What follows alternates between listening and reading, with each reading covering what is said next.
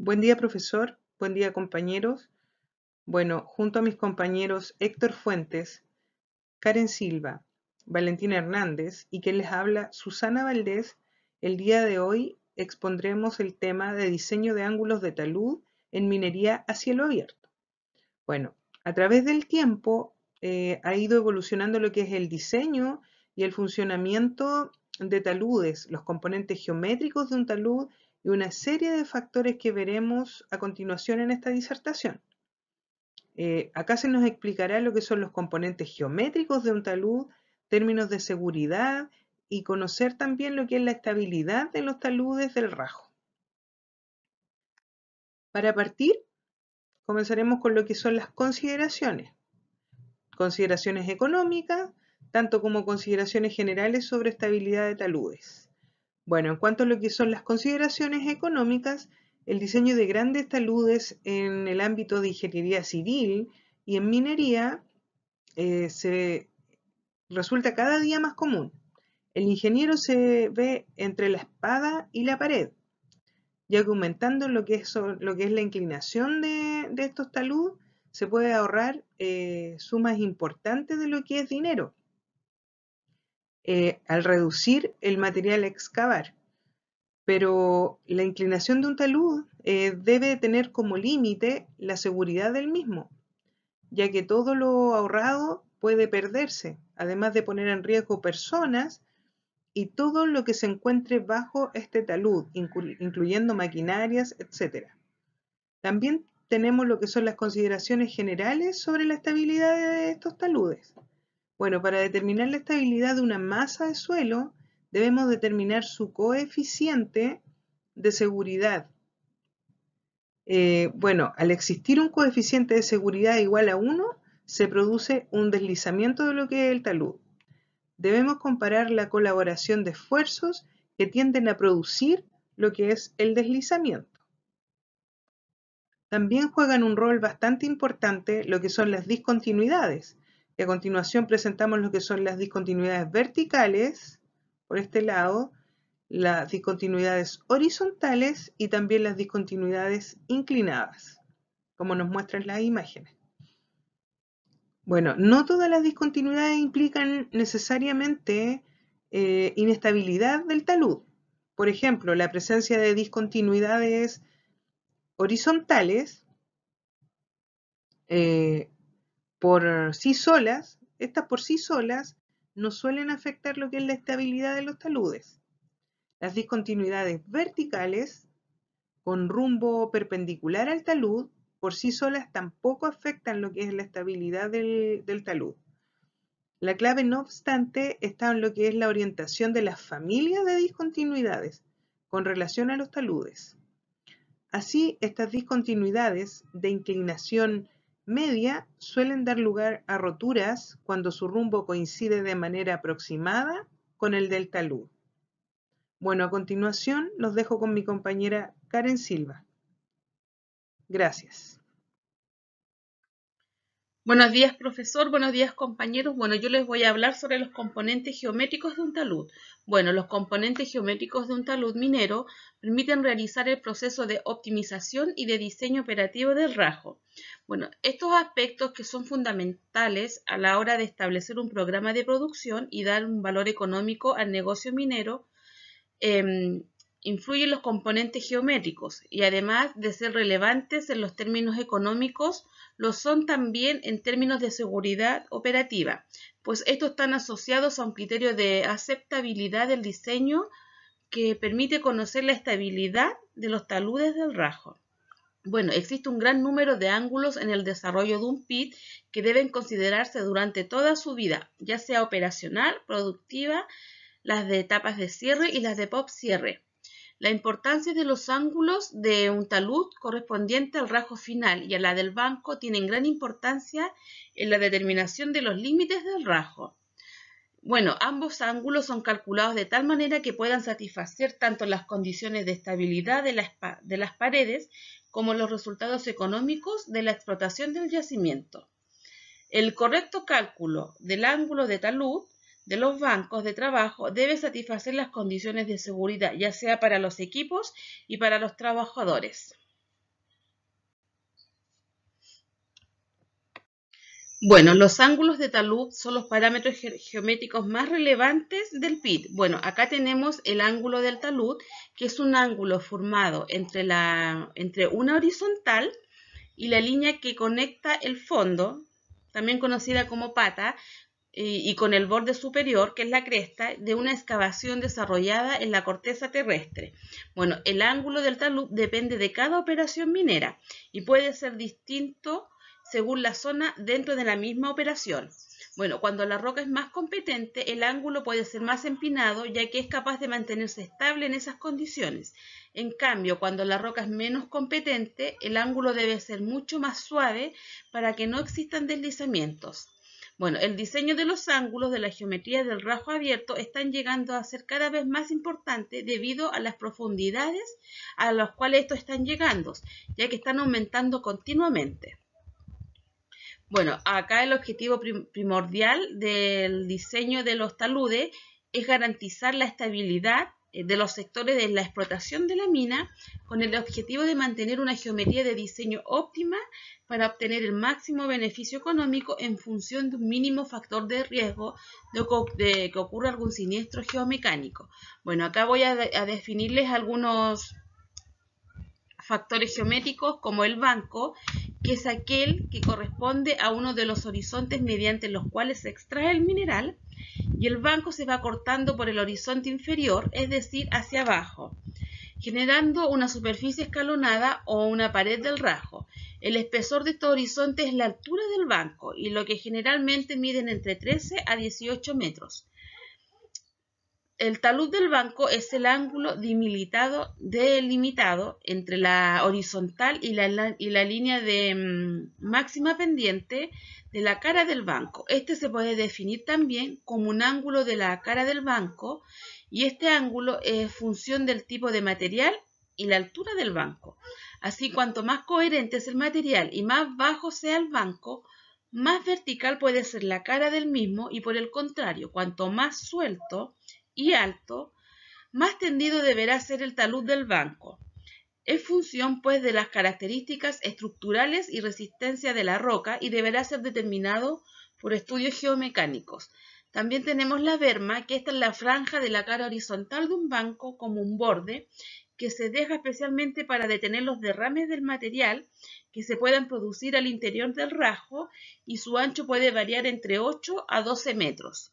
Tenemos la rampa, lo cual es un camino que está en pendiente, que permite el tránsito de los equipos desde la superficie a los diferentes bancos de extracción. Tienen un ancho útil de 25 metros como mínimo, debido a que los equipos de minería a cielo abierto son de grandes dimensiones.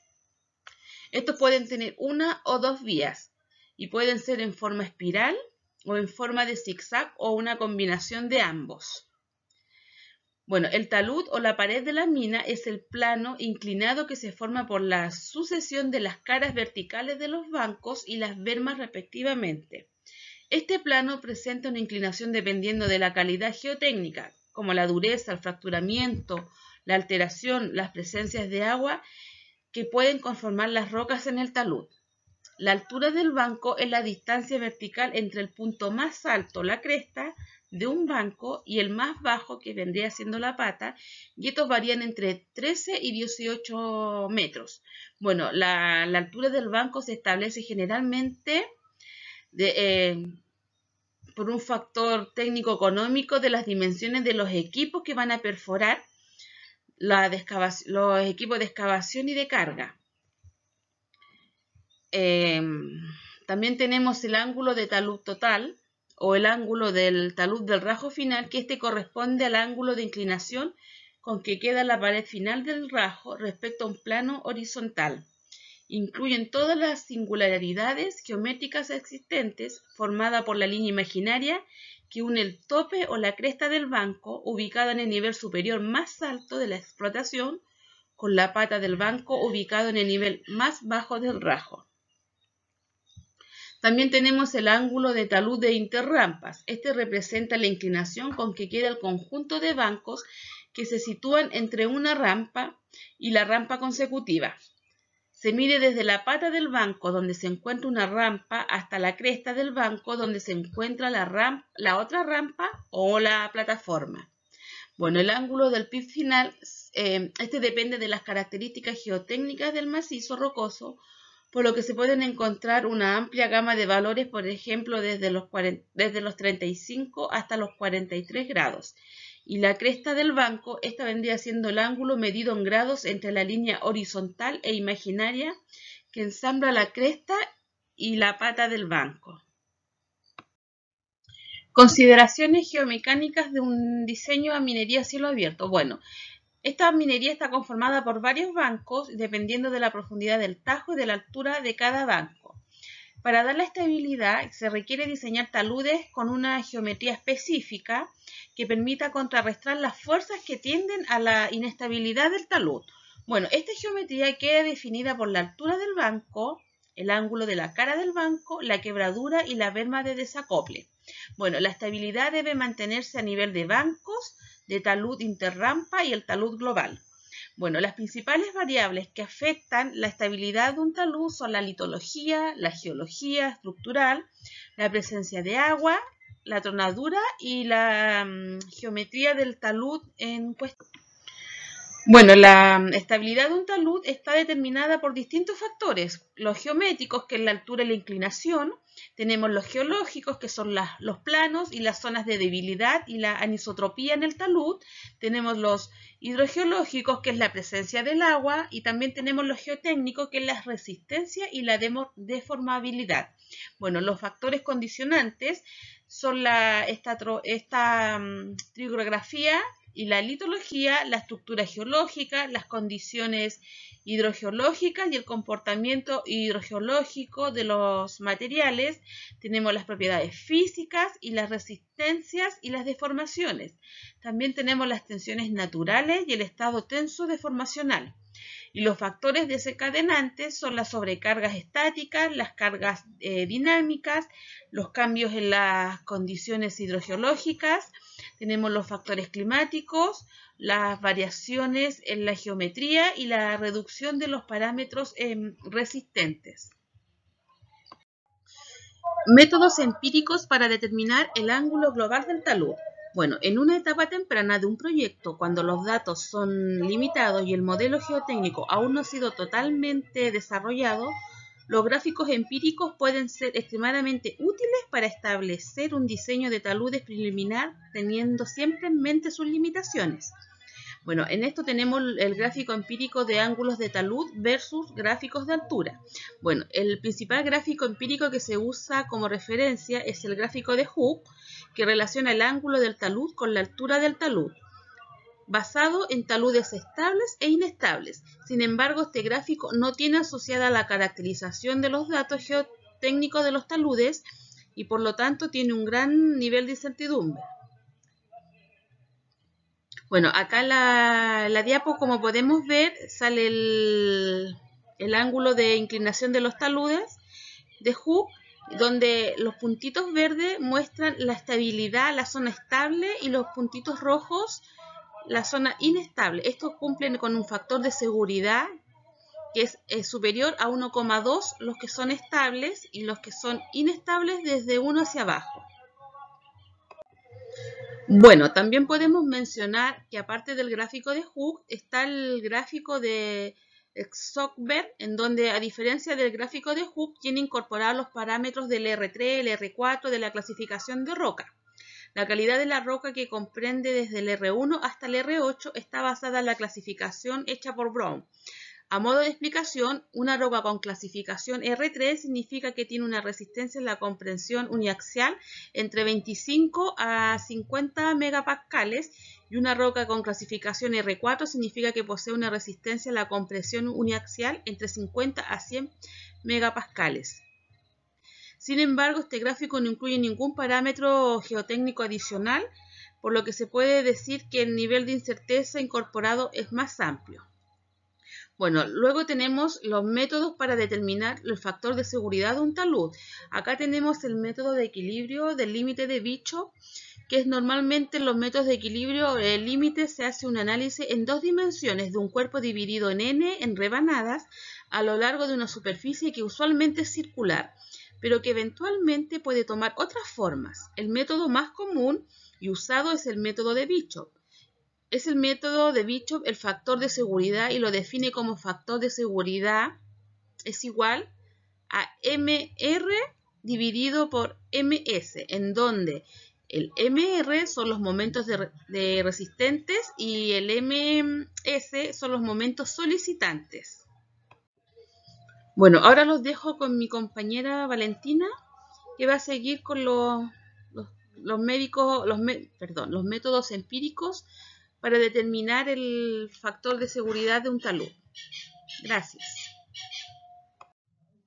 Bueno, el criterio de falla de Hook-and-Brown lo relacionamos con el diseño de ángulos de talud para rajo, ya que mediante este criterio, en el cual se define como una determinación empírica de la resistencia límite de un macizo rocoso, en donde la estimación se va a realizar a través de factores de resistencia del mismo macizo, mediante ensayos de laboratorio que se realizan y las condiciones geológicas en las que se encuentra el material in situ. Esto nos va a permitir estimar la resistencia de un macizo rocoso a partir de la caracterización de él mismo. Bueno, el criterio se define por esta ecuación, en donde este pertenece al esfuerzo principal mayor, es igual al esfuerzo principal menor, más la resistencia a la compresión uniaxial de la roca intacta, en donde el parámetro MV viene dado por el valor reducido de la constante del macizo rocoso, donde se define como MV es igual a M sub I, donde M sub I es un valor constante de la roca intacta intrínseco al tipo de roca. ¿Qué quiere decir esto? Que este valor va a pertenecer a cada tipo de roca. M sub I exponencial, GSI, en donde el GSI hace referencia al índice geológico de resistencia de un macizo rocoso, el cual es un método de clasificación geomecánico que se caracteriza en macizo rocoso en base a la blocosidad de la estructura y a la resistencia al corte de las discontinuidades. También podemos observar el parámetro D, en donde corresponde al factor de perturbación o de alteración del macizo rocoso, que este factor evalúa los daños que se van a producir en el macizo por efectos de las excavaciones, ya sean mecánicas o efectos de voladura, o también puede ser por las relajaciones de los esfuerzos. Este factor tiene un rango de 0 a 1, en donde 0 corresponde a un macizo sin perturbaciones y 1 corresponde a un macizo muy perturbado. Por otro lado, los parámetros S y A hacen referencia S a una constante que va a depender netamente de las características del macizo, y A va a ser el parámetro de resistencia de Hook-and-Brown, y ambos son parámetros adimensionales. Bueno, y este criterio nos va a finalmente arrojar un resultado en donde nosotros vamos a poder hacer cálculos de estabilidad de taludes en base a la resistencia que va a tener las paredes del talud, en base a cuánta inclinación pueden soportar sobre sí mismos sin necesidad de generar la inestabilidad, sino que todo lo contrario, generar una estabilidad en base a un ángulo que nosotros mismos le demos, en base a favor de las características que se nos van a presentar. Bueno, por otro lado tenemos el criterio de Econ-Nicolas, en donde también se relaciona la resistencia del macizo, pero en base directamente con el grado de fracturamiento que se presenta con la combinación de la resistencia también de la roca intacta y también a la resistencia de la fractura natural como función del parámetro Q, en donde R, la resistencia, viene dada por A exponencial beta elevado al porcentaje de RQD. en donde A, si es menor que 50, viene dado por 0,475 y beta 0,007, siempre y cuando el RQD sea menor a 50. En cambio, si el RQD es mayor a 50, A va a tener un valor de 0,225 y beta 0,013, siempre y cuando sea mayor a 50. Bueno, esta fórmula de Coll-Nicolas nos va a permitir calcular la cohesión y el ángulo de fricción del macizo, en donde se nos dice que C sub I es la cohesión de la roca intacta, C sub J es la cohesión de las discontinuidades, el ángulo sub I es el ángulo de fricción de la roca intacta, el ángulo sub J es el ángulo de fricción de las discontinuidades. Y gamma, dado por un valor de 0,5 para roca fracturada, con un valor de la resistencia a la compresión uniaxial mayor a 60 megapascales. Y también tenemos gamma es igual a 1 para una roca masiva con un valor de la resistencia a la compresión uniaxial menor a 15 megapascales. Bueno, aquí es importante mencionar que existe una relación entre el RQD y el GCI para el criterio de Coll-Nicolas, en donde el GCI va a ser igual a 1,5 puntaje de J sub C elevado a 89, en donde este ranking o esta ponderación va a ser el puntaje asignado a las condiciones de las discontinuidades de acuerdo al RMR, más el RQD dividido 2. Como decía, todas estas ecuaciones, estas metodologías empíricas nos ayudan a conocer, a caracterizar el macizo en base a ensayos para luego nosotros tener ya un conocimiento más general en cuanto a lo que nos vamos a enfrentar, ¿verdad? Bueno, a continuación les hablaré en cuanto a la evaluación de riesgo de desprendimiento o deslizamiento en taludes. Las consideraciones previas que debemos tener es que esta evaluación de riesgo es necesaria para la determinación de la estabilidad geotécnica, en donde se realizan las operaciones MINA, en donde se deben distinguir los distintos tipos de terreno para reconocer los fenómenos de inestabilidad que puedan presentarse al desarrollar la actividad que queremos desarrollar. El suelo.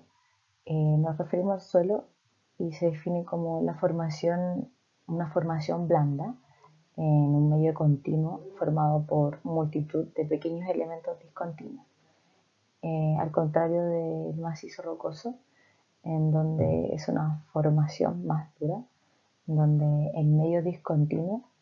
existe un medio discontinuo formado por un número límite de grandes elementos continuos. Es decir, en donde se presentan discontinuidades que generan un escenario más complejo geotécnicamente hablando en comparación al suelo. Bueno, los suelos están sometidos a campos tensionales débiles en comparación al macizo rocoso, en donde las rocas tienen módulos elásticos mucho mayores que los suelos. Y también sucede lo mismo con la resistencia, tienen una resistencia mayor que los suelos. Bueno, en la inestabilidad de los taludes de minería se van a producir mayormente siguiendo las discontinuidades favorablemente orientadas. Esto se debe a que la existencia de varias familias de discontinuidades en relación al o los planos de talud son los que van a interferir en las condiciones de inestabilidad del macizo, en especial cuando su rumbo coincide de manera aproximada con el del talud. En minería, la orientación de los taludes suelen variar con el tiempo. Conforme aumenta la altura en un talud, aparecen estos problemas, de los cuales tenemos una mayor incidencia de las discontinuidades geológicas, fenómenos de fluencia y rotura progresiva, mayor influencia de los factores hidrológicos, mayor susceptibilidad frente a fenómenos dinámicos y una inestabilidad asociada a estados tensionales elevados. Todos estos problemas van a ir apareciendo a medida que se aumenta la altura del talud. Por otro lado, la posibilidad de que se produzca movimiento en un talud va a depender de la estructura geológica con la que estemos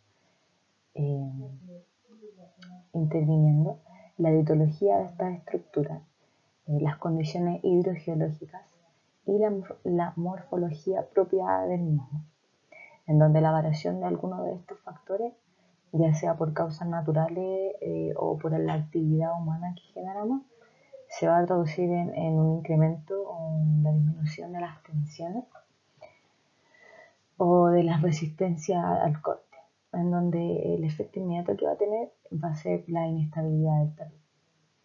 Los factores que desencadenan movimiento en los taludes están dados por el agua, el cual es el constituyente, es el agente natural de mayor incidencia dentro del deslizamiento, desprendimiento de talud y movimiento, donde el agua existente en el interior de la red de fracturación de un macizo rocoso o de forma intersticial en los poros de la roca va a condicionar la estabilidad de taludes debido a las presiones intersticiales que genera.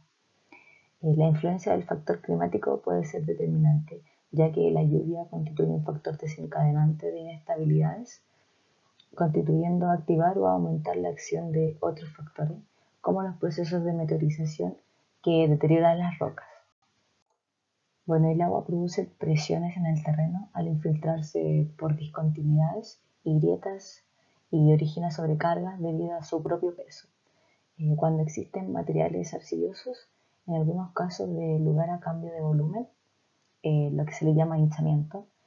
Esto es lo que lleva consigo mismo un incremento en las presiones del macizo rocoso y una disminución de la resistencia del macizo. Por otro lado tenemos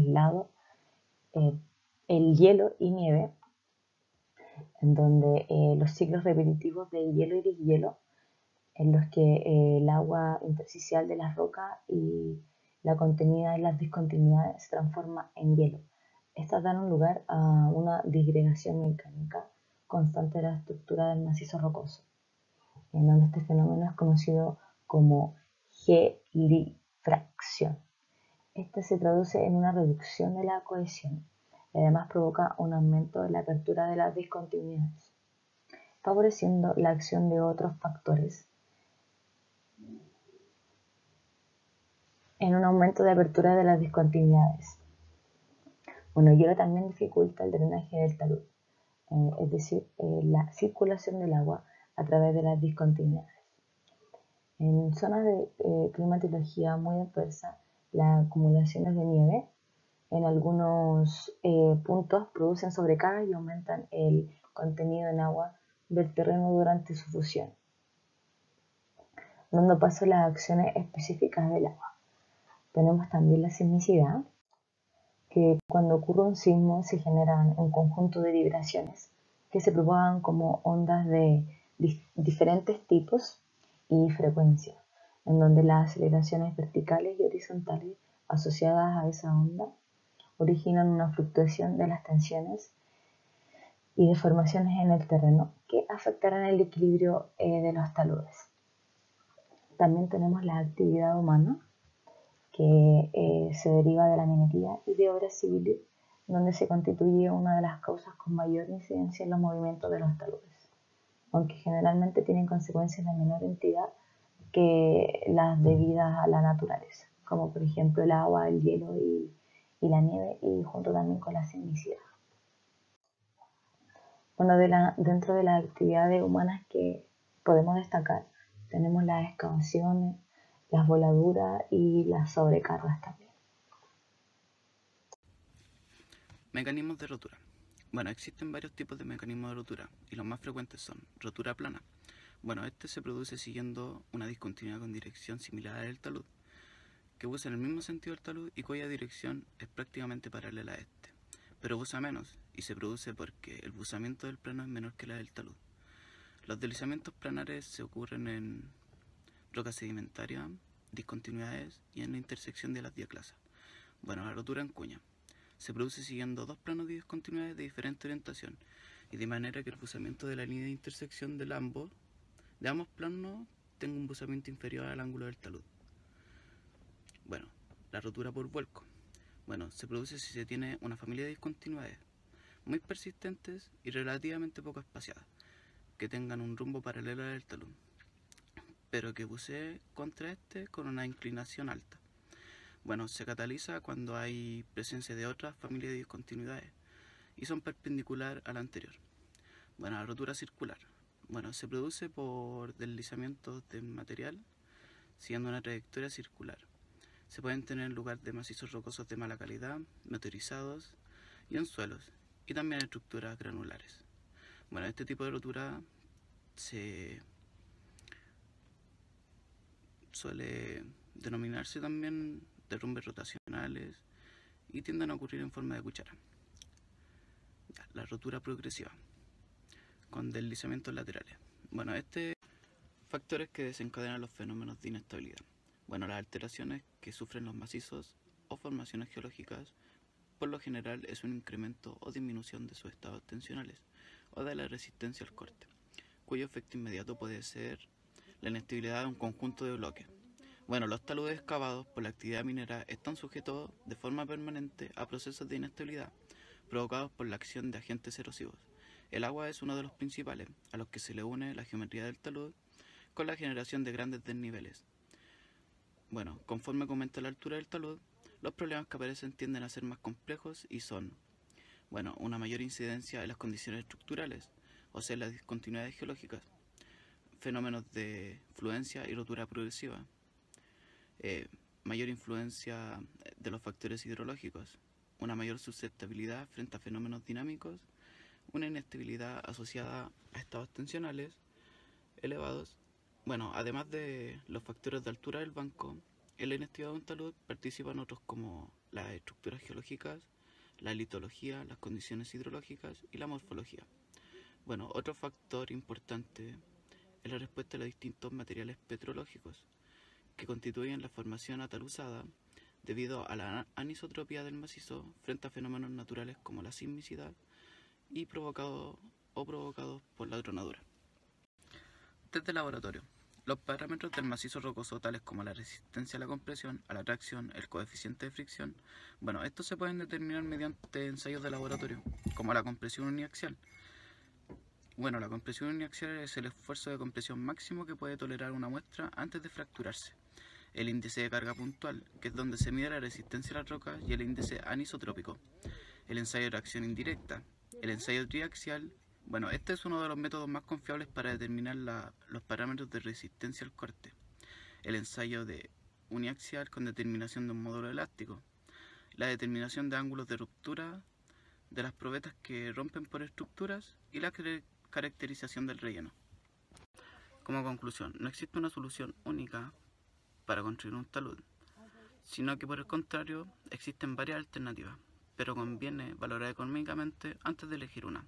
Bueno, el ángulo de talud depende de cada faena minera y este ángulo tiene que estar sujeto a los parámetros de seguridad dependiendo de los factores que lo afectan y tomando en cuenta los test de laboratorio que, si bien sabemos que son de resistencia a la compresión, a la tracción y a los fracturamientos. Bueno, siempre se deben considerar estos parámetros, o si no, pueden ocurrir accidentes.